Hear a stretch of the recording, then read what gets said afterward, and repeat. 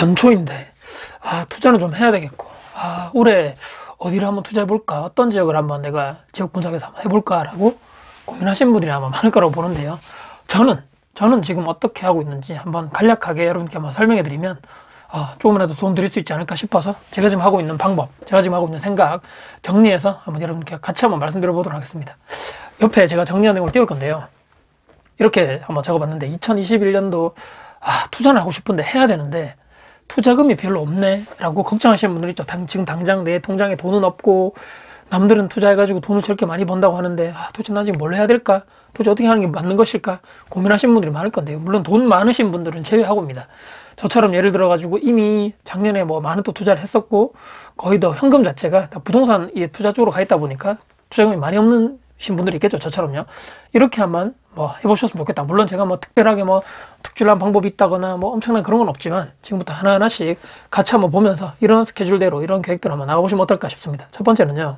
기존에 제가 해놨던 여러 가지 투자가 있겠지만 아파트들 중에서 전세를 놓고 있는 물건이 있을 겁니다. 아마 관련해가지고 2021년도에 올해가 됐으니까 계약이 만기되는 아마 부동산이 있겠죠. 관련돼서 일정을 쫙 한번 체크를 전 이미 해봤습니다. 해놓고 나서 요즘에 이제 계약갱신 청구권을 쓰게 돼 있죠. 이게 세입자분들이 나는 이사를 나가지 않고 2년 더 살겠습니다라고 계약갱신 청구권을 쓸 수 있다는 얘기죠. 그래서 관련해가지고 요즘에 이제 그 법이 바뀐 게 이제 작년 12월 10일 이후로 계약 만료 6개월에서 최소 2달 전에 서로 협의를 하게 돼 있습니다. 그래서 관련해서 제가 지금 놓고 있는 전세를 주고 있는 그런 부동산의 개수가 몇 개가 있는데 관련해서 최소 6개월에서 2달 전에 서로 협의를 해야 되기 때문에 제 스케줄러에 다 체크를 해놨고요. 관련해가지고 가장 중요한 것이 무엇이겠습니까? 이분이 그때 가서 얘기를 해봐야 되겠죠.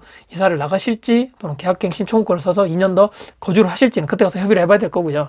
그 주변에 아파트들 있죠. 비슷한 연식, 비슷한 입지에 있는 아파트들까지도 계속적으로 예의주시한 다음에 체크를 해놓는 것이 좀 중요하다. 계속적으로 저는 지금 그 작업을 해나가고 있거든요. 그래서 주변에 있는 아파트 비슷한 평형대에 또 물량이 어떻게 돼가고 있는지, 전세 시세가 올라가고 있나, 아니면 보합 상태인가, 아니면 내려가고 있는가, 그 정말 중요한데 물론 2년 뒤에 아니면 올해 이제 지나가지고 계약 만료될 시점에 계약갱신 청구를 쓸 수가 있겠지만 또 다른 이분이 만약에 이사를 나가실 수도 있기 때문에 관련해가지고 계속적으로 데이터를 기록해 두시고 계속적으로 제가 지금 투자하고 있는, 여러분도 투자하고 있는 아파트들 뿐만 아니라 주변에 있는 아파트들 시세의 물량 변화, 물량이 또 늘어나고 있는지 줄어들고 있는지 관련해서 계속적으로 주기적으로 체크하는 절차가 정말 중요하다. 왜냐하면 그것을 통해 가지고 내가 나중에 관련 시세도 내가 정확하게 미리 공중개사뿐만 아니라 제가 먼저 그 주변에 있는 전세 시세가 어떻게 되고 있구나, 나중에 이분이 이사 나가시고 새로운 전세 입자를 받았을 때 대충 이 정도 가격이면 난 받을 수 있겠구나라고 미리 차입금을, 전세 상승분 있죠, 내가 나중에 투자를 계속적으로 유용하게 쓸 수 있는 그런 투자금이 회수될 수 있기 때문에 계속적으로 주기적으로 저는 체크를 하고 있다. 아마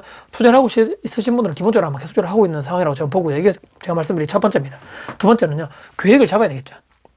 아까 잠시 언급드렸지만 계약갱신 청구권을 쓴다라고 하면 최대 올려봤자 5%밖에 안 올리겠죠. 그래서 5% 상승분, 그 다음에 이분이 만약에 또 이사를 나가시고 주변에 있는 아파트 시세가 올라가는 시점이라면 전세가 올랐네, 상승분 만약에 있을 수 있겠죠. 2개. 그 다음에 지금까지 계속적으로 저는 이제 계속적으로 제가 직장인 시절부터 해서 지금 또 매장을 운영하고 있는 자영업자지만 계속적으로 꾸준히 매달 적금을 하고 있다는 얘기죠. 그 돈, 지금 또 통장에 일부 현금 있겠죠. 관련해가지고 꾸준히 돈을 모으면, 예를 들어서 올해 한 6월달, 올해 7월달에 만약에 만기되는 아파트가 있다면 그때 가가지고 몇월달 정도에 계속적으로 내가 투자를 한다면 또 돈을 모으고 있고 계속적으로 그때 예를 들어서 전세가 바뀌고 이게 그분이 또 이사를 나가신다는 가정하에 이 정도 시세가 올랐네, 전세가가 좀 올라갔기 때문에 투자 회수금이 될 수 있겠다. 그 돈하고 합쳐가지고 대충 몇월달, 한 6, 7개월, 올해 안에는 계획을 충분히 우리가 잡을 수 있다는 얘기죠. 그 안에 돈이 난 이 정도 될 수 있을 것 같네. 지금 당장 내가 큰 목돈 없더라도 최소 몇 개월 뒤에 내가 지금 계속적으로 투자하는 아파트가 있다면 저 정도 되면 어느 정도 모을 것이다. 그건 예상이 가능하다는 얘기죠. 그래서 그런 계획을 잡는 것이 정말 중요하다. 지금 내가 당장 큰 돈이 없더라도 나중에 그때 가서 몇 달 뒤에 들어올 돈이 있다라면 그때 가서 내가 아파트를 기존에 내가 투자를 해놓고 그때 가서 잔금하면 되는 거죠. 그러니까 그렇기 때문에 충분하게 계획을 잡는 것이 중요하다. 저는 지금 현재 몇 군데 아파트가 올해 만기가 될 시점이 있기 때문에 관련해가지고 이사를 나가신다는 가정하에 또 나중에 협의를 해봐야 되겠지만 그다음에 아마 이런 계획을 잡아가지고 제 나름대로 시드머니가 이 정도 될 것 같다. 사전에 어느 정도 내가 투자를 해가지고 그때 가서 잔금을 해야 되겠다라는 계획을 미리미리 잡을 수 있다는 거죠. 세 번째는요, 당연히 다 지금 계획 잡고 돈도 시드도 이 정도 마련돼 있고 다 일정 체크 다 돼 있기 때문에 투자를 하는 이제 실제적인 이제 액션이 들어가야 된다는 거죠. 그래서 뭐 지역 분석도 해야 되겠고, 그 지역에 가서 가지고 어떤 물건이 좋은지, 어떤 쪽에 또 저평가되어 있는 것인지, 뭐 작년부터 제가 또 여러 가지 또 뭐 대구, 경북뿐만 아니라 계속적으로 타 지역에 물건을 많이 투자했는 사람이기 때문에 전국적으로 어떤 지역에 또 저평가되어 있는 곳이 있을까 또 공부를 해야 되겠죠. 이게 뭐 계속적으로 집에 앉아가지고 인터넷만 보고 딱 되는 것이 아니고 현장도 정말 직접적으로 가봐야 되고. 근데 또 저는 또 지난번에도 계속적으로 말씀드렸지만 다주택자이기 때문에 선택의 뭐 여지가 많지 않습니다. 그래서 아마 계속적으로 한다 하더라도 지난번과 마찬가지로 이 정책이 언제 바뀔지 모르겠지만 공시가격 1억 이하 아마 물건을 계속적으로 또 찾아야 될 것 같습니다. 아니면 올해 저는 또 잡은 것이 기존에 많은 또 투자를 했기 때문에 올해는 일단은 조금 더 기존에 내가 투자했던 물건을 잘 운영하고 지키고 어떻게 계속적으로 이렇게 바뀌는 현장 또 이런 시장에서 어떻게 내가 살아남을지에 대해서 계속적으로 공부를 하는 이런 또 시간을 또 가져볼까 생각을 하고 있기 때문에 일단은 저평가된 지역이 있는 가격이 공시 가격 1억 이하의 매물을 전국적으로 좀 더 찾아보는 노력 하나. 근데 또 하나의 또 큰 축은 지금 내가 투자하고 있는 물건을 잘 또 분석해서 언제 또 나중에 또 매도를 할 시점, 또 언제 또 내가 좀 계속적으로 장기적으로 들고 가는 것도 어떤 것이 있을까 계속적으로 공부하고 분석하는 작업을 아마도 하지 않을까 싶습니다.